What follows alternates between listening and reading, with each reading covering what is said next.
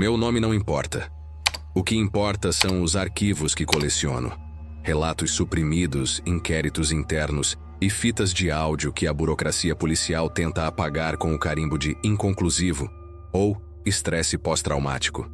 São casos em que a lógica se desfaz como papel na chuva, e homens treinados para enfrentar o pior da humanidade encontram algo diferente, algo que não sangra, não morre e não pode ser algemado. Este é o dossiê dos inexplicáveis. E a primeira página está manchada de chuva, estática e o eco de um choro de criança.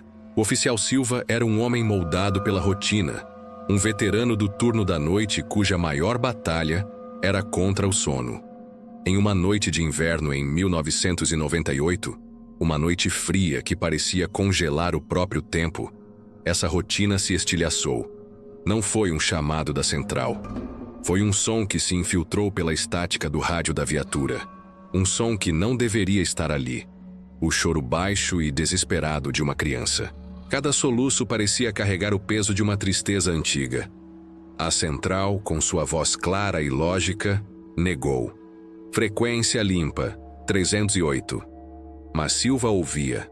O som parecia agora vir de dentro do carro, um passageiro invisível de pura angústia. Contra todo o treinamento, ele não seguiu o protocolo. Seguiu um instinto primitivo que o puxava como uma correnteza, guiando-o para a Casa dos Ecos, um casarão colonial que assombrava a paisagem local. Lá, na janela do segundo andar, a silhueta de uma criança contra a escuridão. E então, o silêncio. Um silêncio pesado, expectante. Quando o choro voltou, não era mais de uma criança, mas de algo gutural, animalesco, uma risada que rasgava a noite. Silva fugiu, mas o eco daquela noite já havia se agarrado à sua alma. O sol da manhã seguinte trouxe uma luz fraca, mas nenhuma clareza. A imagem da silhueta, o som daquela risada, estavam gravados em sua mente como um ferro em brasa.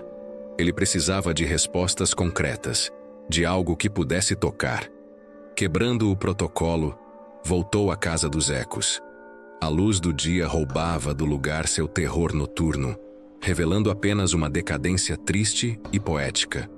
A madeira da varanda gemia sob suas botas. O ar dentro da casa era uma mistura de poeira de décadas, mofo úmido e um cheiro metálico e sutil de ozônio, como o ar após uma tempestade de raios. No quarto do segundo andar, o epicentro de seu medo, ele encontrou um pequeno baú de madeira. Dentro, um único sapato de criança, a costura feita à mão, o couro impossivelmente preservado. Ao segurá-lo, o frio no quarto se tornou físico, anormal. Um frio de ausência que parecia sugar o calor de seus dedos. Foi quando ouviu o som distinto, inconfundível de uma bolinha de gude caindo no chão de madeira do corredor e rolando lentamente em sua direção. O coração de Silva disparou. Ele olhou. O corredor estava vazio. A poeira, intocada. Não havia bolinha de gude, mas o som era inegável. Ele estava sendo observado, e a luz do dia não era um escudo. Era apenas uma testemunha silenciosa de sua sanidade se desfazendo. O terror não ficou contido na casa. Como uma doença, ele o seguiu, contaminando a santidade de seu lar. O choro baixo e abafado agora o encontrava na estática da televisão.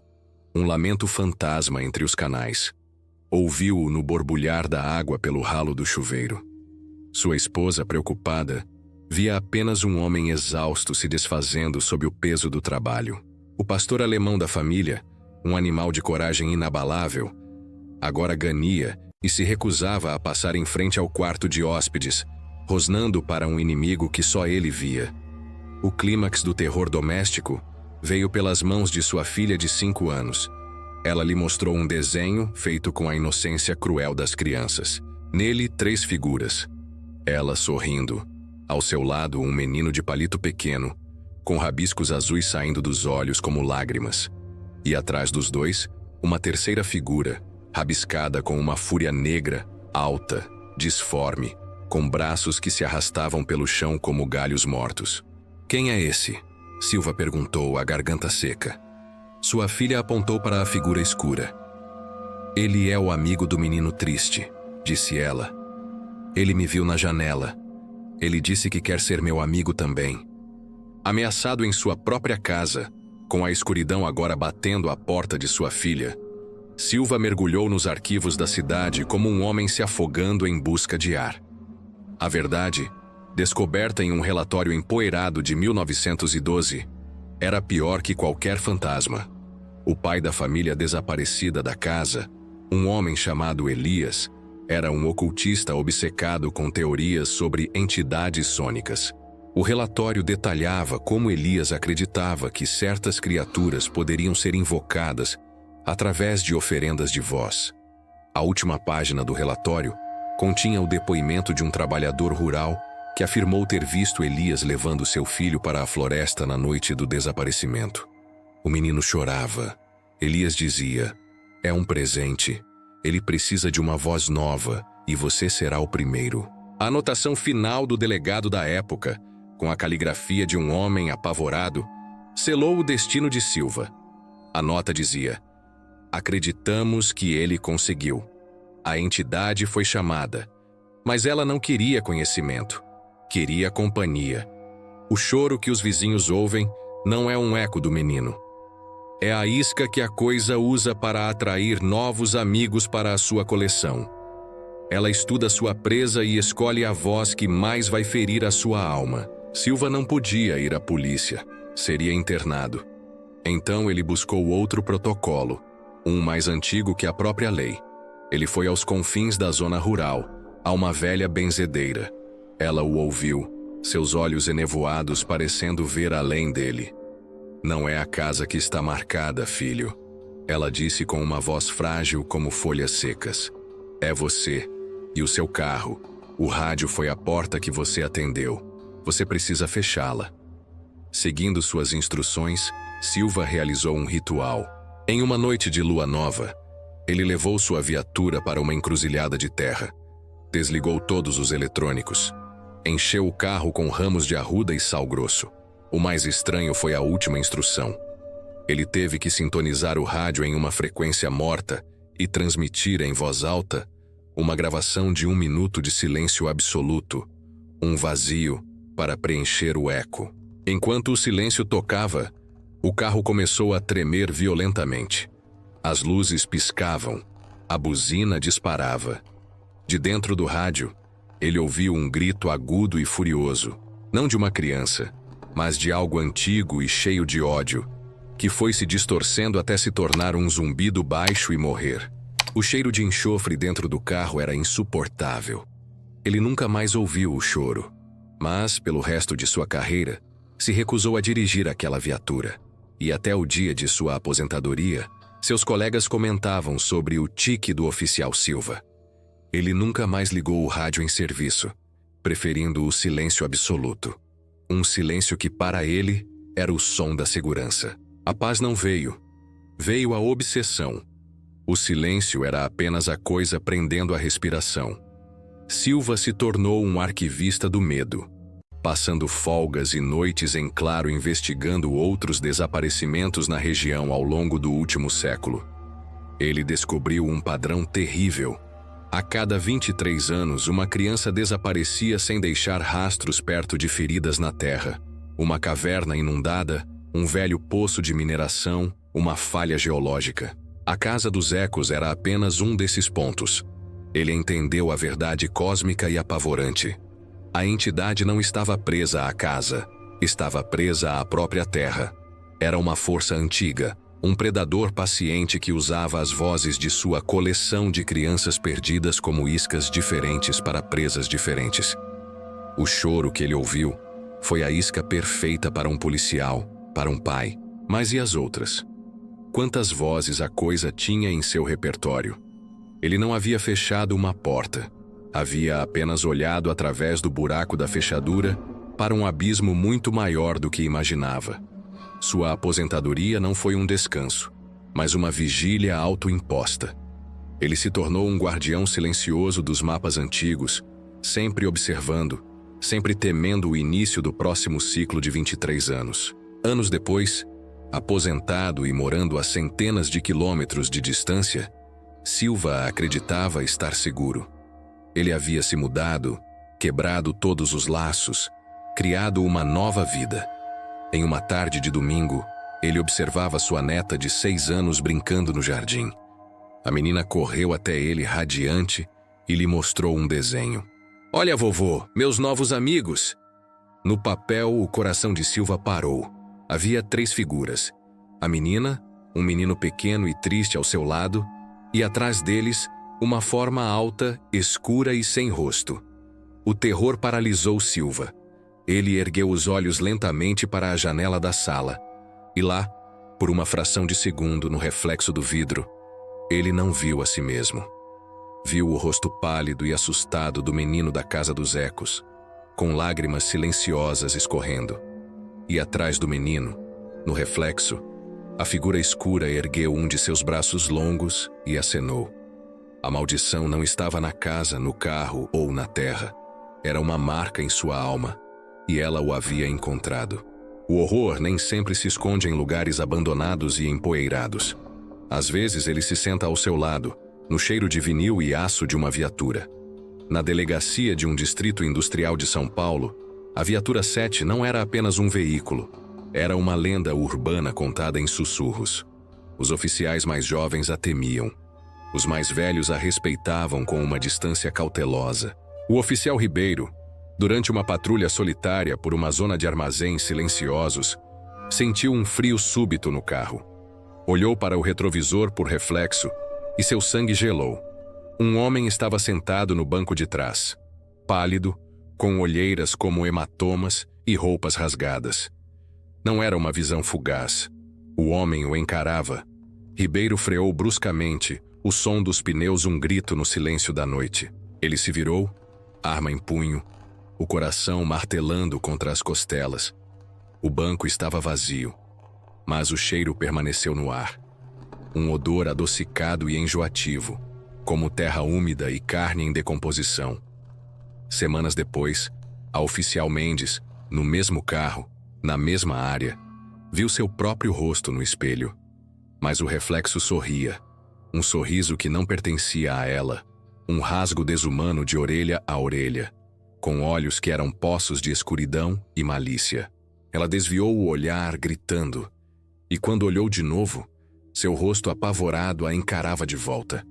A administração tratava como estresse, mas o sargento Alves, um homem que acreditava que toda lenda tem uma raiz na verdade, decidiu desenterrar o passado daquele carro. A investigação de Alves começou na oficina da polícia, um lugar que cheirava a graxa e a segredos.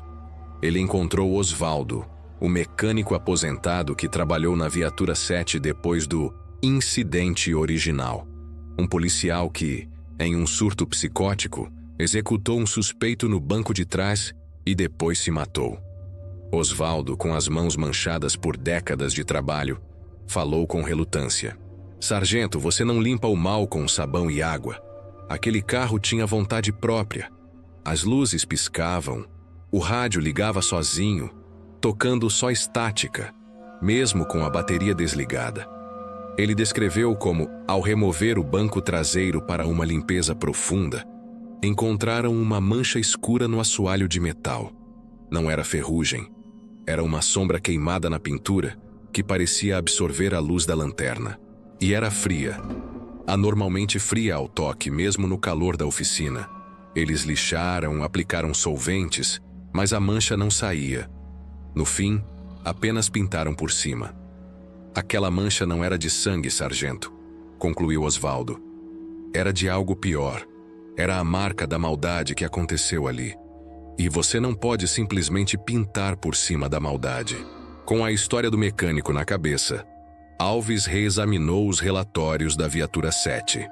Encontrou o de um policial novato que pediu transferência por estresse auditivo. Em uma conversa informal, Alves descobriu a verdade.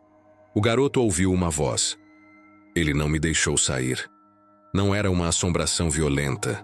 Era o eco da vítima, o andarilho, um pedido de ajuda preso em um loop. A viatura não era um lugar assombrado. Era a cena de um crime que nunca terminava. A descoberta de Alves foi um golpe de genialidade investigativa.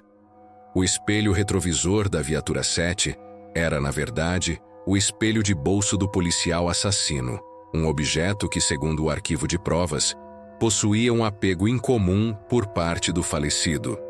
O espelho foi para o depósito de provas e, anos depois, por engano, foi reutilizado para consertar o retrovisor da própria viatura 7. O carro era o palco, mas o espelho era o condutor. Certo de sua teoria, Alves foi ao pátio da delegacia, um lugar silencioso e cheio de sombras. Com o coração martelando, ele arrombou a viatura 7. O ar lá dentro era pesado e frio. Com uma marreta, ele desferiu o primeiro golpe. O espelho não quebrou, apenas rachou, e ele jurou ter ouvido um chiado agudo como um suspiro de dor. Ele golpeou de novo e de novo, com fúria, até o espelho se estilhaçar em 1000 pedaços que brilhavam como olhos malignos sob a luz de sua lanterna. Ele sentiu um alívio imenso, a sensação de um exorcismo bem-sucedido. Entrou em seu carro particular para ir para casa. Por hábito, olhou para o seu próprio espelho retrovisor para ajeitá-lo. E por uma fração de segundo, ele viu. O rosto pálido do andarilho estava lá, no seu banco de trás, o encarando com olhos tristes. A maldição não havia sido destruída, ela apenas havia sido libertada. E agora, ela estava com ele. Dias depois, um acidente de carro quase lhe tirou a vida. No hospital, a primeira coisa que ele pediu foi que cobrissem todos os espelhos de seu quarto. Ele não quebrou a maldição, ele a absorveu. A vida de Alves se tornou um inferno de superfícies reflexivas. Ele pesquisou a origem do espelho. Descobriu que pertencera a um espiritualista do século XIX que acreditava poder aprisionar fragmentos de alma em prata. Ele acreditou que apenas outro objeto amaldiçoado poderia neutralizar o seu. Ele forjou uma ordem de acesso ao depósito de provas de longo prazo, um cemitério de evidências esquecidas. O lugar cheirava a tempo e a desespero. Lá, encontrou a caixa do espiritualista. Dentro, havia outros objetos de prata. Um pente, uma cigarreira, um medalhão. Ao pegar o medalhão, sentiu um frio ainda mais intenso. Olhando para sua superfície manchada, ele não viu o andarilho ou o policial. Viu uma mulher vitoriana, com olhos vazios e um grito silencioso no rosto. Ele não encontrou uma cura. Encontrou as outras celas do corredor da morte, e os prisioneiros estavam todos olhando para ele, reconhecendo um novo carcereiro. Cercado pelos sussurros no depósito, Alves teve uma epifania nascida do desespero. Ele não podia destruir a energia, mas talvez pudesse contê-la. Em sua garagem, realizou seu próprio ritual, uma mistura de metalurgia e exorcismo. Pegou os cacos do espelho e a arma do crime original, colocou-os em uma caixa de aço e derramou chumbo derretido por cima, criando um pequeno caixão de metal. O processo foi violento. As ferramentas tremiam, as luzes piscavam, mas ele persistiu. O resultado foi um bloco de chumbo silencioso e sempre frio ao toque. Alves se aposentou e se tornou um recluso. Sua casa não tem espelhos, nem janelas polidas, nem talheres de prata. Ele se tornou um carcereiro, vigiando o cofre onde guarda o bloco. Todas as noites, antes de dormir, ele desce e coloca a mão sobre ele, sentindo o frio e o silêncio vibrante, e reza para que continue frio. Porque se um dia o chumbo esquentar, não será o fim da sua sentença. Será o começo da de todo mundo. Se o mal pode se prender a um objeto, pode também atravessar o próprio tempo? A atendente de emergência Laura, uma mulher cuja voz era um farol de calma para pessoas em seus piores dias, descobriu que sim. Seu turno da madrugada era um oceano de silêncio, quebrado apenas pelo zumbido dos computadores e o ocasional chamado de uma briga de bar. Mas naquela noite, o silêncio foi rompido de forma errada. Uma linha não listada tocou, uma linha que raramente era usada. A identificação mostrava linha restrita. Do outro lado, estática, como um oceano de ruído branco, um som sibilante, quase como uma respiração. Então, Uma voz emergiu, fina como um fio de aranha. Ele está na casa.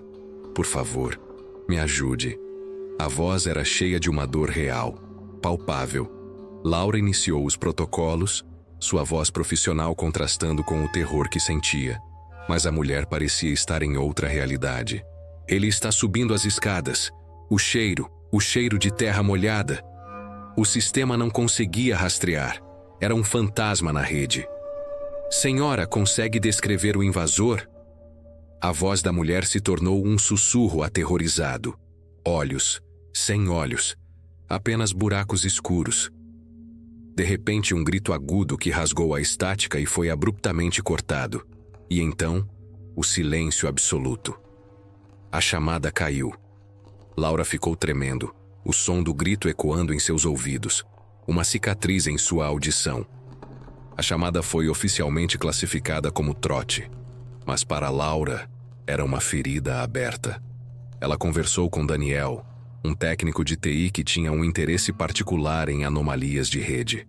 Daniel confessou a existência de pacotes órfãos, fragmentos de dados que apareciam sem origem nem destino, concentrando-se na estação de trabalho de Laura.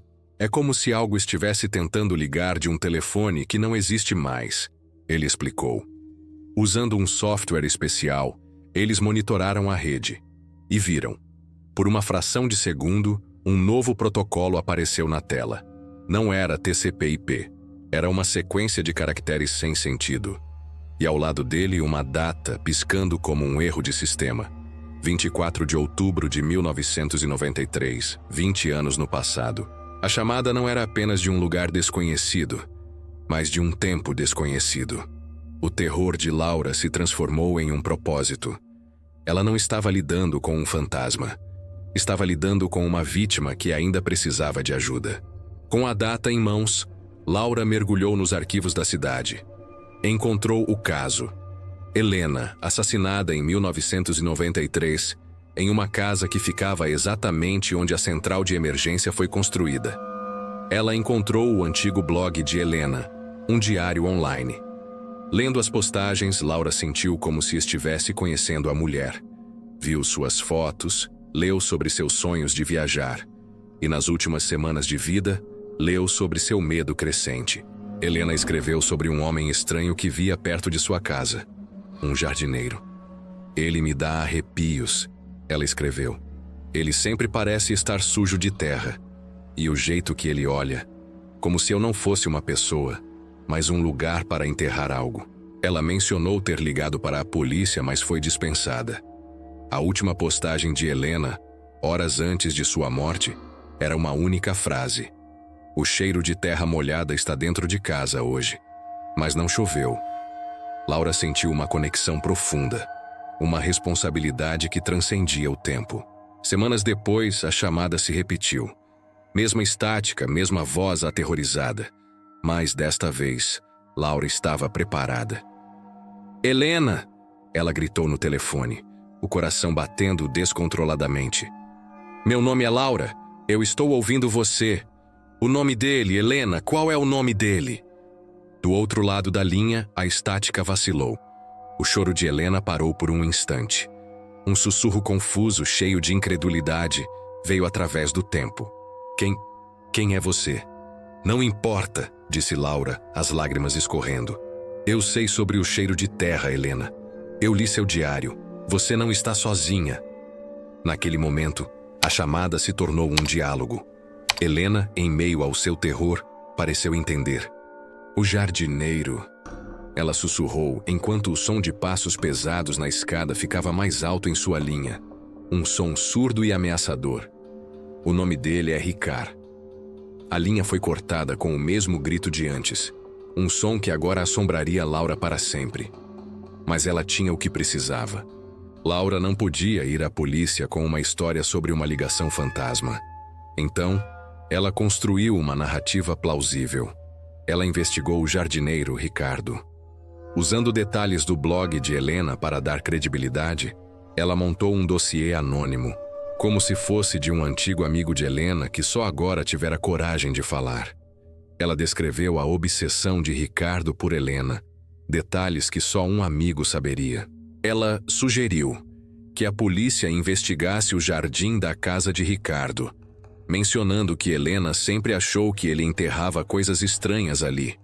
Ela passou noites em claro, aperfeiçoando cada palavra, sentindo o peso daquela mentira dita em nome de uma verdade maior.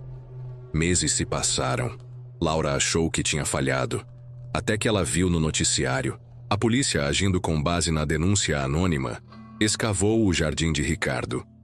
Eles encontraram os restos de outras 2 mulheres desaparecidas. Confrontado, Ricardo confessou tudo, incluindo o assassinato de Helena. O detetive do caso, Correia, um homem perto da aposentadoria, procurou Laura, obcecado com a perfeição da denúncia. Laura, confiando nele, contou a verdade. Correia não a ridicularizou. Em vez disso, ficou pálido. Ele compartilhou com ela histórias de outros casos inexplicáveis que ele havia enterrado em sua carreira. Então, ele abriu sua pasta e tocou um trecho da confissão gravada de Ricardo. Na gravação, Ricardo descrevia o assassinato de Helena. Ela estava no telefone, dizia a voz rouca do assassino. Eu achei que era a polícia. Ouvi a voz de uma mulher do outro lado gritando o nome dela. Helena! A voz era clara, mas parecia vir de longe. Achei que era uma linha cruzada. Fiquei com raiva e quebrei o aparelho na parede. Laura não foi apenas uma ouvinte. Ela esteve presente na cena do crime, uma testemunha fantasma cujo próprio ato de atender ao chamado se tornou parte do evento original. Anos se passaram. Laura virou supervisora. Em uma noite tranquila, ela estava treinando uma novata. Uma linha interna tocou na mesa da jovem, que a passou para Laura. Supervisora, é para você. Um homem, ele parece confuso. Laura pegou o fone. A linha estava cheia de estática. Uma voz masculina, paranoica. Quem é essa? Como você sabe meu nome? Ela está no telefone. Eu ouço a voz dela. Laura olhou para seu monitor. O sistema de identificação estava falhando. Mas, por um segundo, uma data piscou. A data da prisão de Ricardo. Ela sentiu o chão desaparecer. Não era uma chamada do passado de Helena. Era uma chamada do passado do assassino. Da noite de sua confissão, quando ele estava na sala de interrogatório, sendo confrontado com a evidência da voz no telefone. O loop havia se dobrado sobre si mesmo. Ela era o fantasma na máquina para ambos, vítima e assassino. Ela desligou, a mão tremendo, e entendeu que era prisioneira de um paradoxo temporal que ela mesma ajudou a criar. Uma operadora de uma central de emergência para os mortos e os condenados. Se o tempo pode ser quebrado, o que dizer do espaço? Os oficiais Martins e Costa descobriram da pior forma. Numa noite de tempestade torrencial, uma tempestade que parecia querer afogar o mundo, eles receberam uma chamada sobre um acidente grave. A comunicação era ruim, fragmentada. O GPS falhou. Pegaram um atalho, uma cicatriz de asfalto que cortava uma floresta antiga, uma floresta que parecia viva e observadora. Dirigiram por 20 minutos, muito mais do que o atalho deveria levar. Não havia acidente. O GPS os mostrava em um ponto branco, um vazio digital fora do mapa. Foi quando viram as luzes, vermelhas e azuis, penduradas nas árvores, como frutas profanas. O som não era de sirenes, mas de uma melodia baixa, doentia e repetitiva, de uma caixinha de música quebrada. O motor morreu com um soluço final. A estrada à frente terminava abruptamente na escuridão da mata, e atrás deles, a estrada pela qual vieram também havia sumido. Estavam presos em uma ilha de asfalto no meio de um oceano de árvores. Presos na escuridão, o pânico virou terror. Costa continuou tentando usar o rádio, girando o seletor com dedos trêmulos. A estática deu lugar a vozes, múltiplas, fracas, cheias de pânico, sobrepostas como camadas de tempo. Alguém me ouve? Somos da patrulha rodoviária de 78. Nosso carro parou. Aqui é a ambulância 12. Estávamos a caminho de um chamado. A estrada sumiu. Meu nome é Cláudio. Meu pneu furou. As árvores estão se movendo. Onde estou? Ele estava captando os ecos de outras vítimas daquela estrada. Um coro fantasma de almas perdidas presas na mesma armadilha, cada uma em sua própria noite de terror. A temperatura dentro da viatura caiu drasticamente. A respiração deles se condensando no ar. As janelas embaçaram por fora. E na condensação, marcas de mãos começaram a aparecer, se formando lentamente como se a própria névoa estivesse se solidificando. Mãos com dedos longos, finos e nodosos demais para serem humanos. Martins viu uma das mãos parar bem na frente de seu rosto. E no centro da palma, ele viu algo que parecia um olho, uma íris escura e oleosa, que se contraiu ao focar nele. Uma inteligência fria, antiga e analítica o estudando. A estrada não estava apenas os prendendo. Estava os observando, os saboreando. Quando escaparam ao amanhecer, com o reaparecimento súbito da estrada, a experiência os deixou marcados. Martins ficou obcecado. Ele pesquisou o folclore local e descobriu a lenda do devorador de caminhos, um espírito da floresta, antigo e territorial, que odiava os caminhos feitos pelo homem. A lenda dizia que ele criava estradas isca para se alimentar do medo dos viajantes, especialmente daqueles em veículos de emergência, que ele via como os invasores mais arrogantes. A chamada de acidente não foi um trote. Foi a própria estrada, imitando um chamado para atrair sua presa. A dashcam da viatura que eles achavam estar corrompida revelou, após uma análise forense, um único frame recuperável. Nele, pressionado contra o para-brisa, havia um rosto pálido e sem feições, com 2 buracos escuros onde deveriam estar os olhos. Martins foi colocado em licença psiquiátrica, mas continuou sua cruzada em segredo. Ele comprou mapas antigos, imagens de satélite e começou a traçar um padrão. Percebeu que a estrada isca se movia. Ele criou o que chamou de Mapa da Loucura, uma obra de arte insana coberta de equações, símbolos e linhas do tempo. Sua tentativa de impor lógica ao caos. A parede de seu quarto se tornou um santuário para sua obsessão. Uma teia de barbantes vermelhos conectando pontos de desaparecimento, alinhamentos lunares e relatos folclóricos. Ele não estava mais tentando resolver um caso. Estava tentando mapear a anatomia de um deus sombrio. Um dia, um senhor muito idoso o visitou no sanatório. Ele era outro sobrevivente. Ele fora preso na estrada quando menino, nos anos 50. Ela não te mostra só o que você teme, filho, disse o velho, a voz frágil. Ela te mostra o que você mais deseja para te fazer sair do carro. É assim que ela te pega. Para mim, ela mostrou minha mãe, que tinha morrido no ano anterior. Ela estava parada no meio da estrada, sorrindo, me chamando pelo apelido que só ela usava. Foi a coisa mais difícil que eu já fiz, não sair daquele carro. O velho o advertiu. Eu era só uma criança, então ela me cuspiu de volta. Mas você a desafiou, você a mapeou. Ela te conhece agora. E da próxima vez, a isca será feita sob medida para você. As palavras do velho foram uma epifania. Martins escapou. Usando seu mapa, ele não procurou a estrada, mas seu coração. Uma figueira antiga e grotesca no centro da área. Uma árvore que parecia mais velha que a própria floresta. Ele encharcou as raízes com gasolina e riscou o fósforo. A árvore não queimou com fogo normal, mas com uma luz branca e fria que não emitia calor. Da luz veio uma risada, como rochas se quebrando. Martins entendeu seu erro catastrófico. Ele não estava destruindo a entidade. Estava a alimentando com seu sacrifício. O incêndio deixou uma cicatriz na floresta. A lenda mudou. Viajantes perdidos agora contam sobre uma estrada fantasma de asfalto negro. E nela, um homem solitário nos restos carbonizados de um uniforme policial. A figura não fala. Apenas aponta o caminho certo para longe dali. Martins falhou em destruir o devorador. Em vez disso, foi consumido por ele. Tornou-se seu guardião. Um farol silencioso forçado a uma vigília eterna. Estes não foram apenas relatos. Foram exumações. A prova de que certas dores, certos horrores, podem manchar o próprio tecido da realidade. Silva, Alves, Laura, Martins. Eles não são personagens, são baixas, vítimas não de uma bala, mas do conhecimento. Eles viram como a engrenagem do mundo realmente funciona. E esse conhecimento foi a sua sentença. A pergunta mais assustadora não é: estamos sozinhos no universo? A pergunta mais assustadora é: e se não estivermos sozinhos, nem mesmo em nossa própria mente?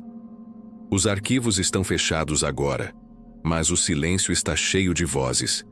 Você acredita que isso realmente aconteceu? Já viveu algo parecido com isso? Se essas histórias te tocaram, é porque essa mensagem precisava chegar até você. Se inscreva no canal, mas só se tiver coragem.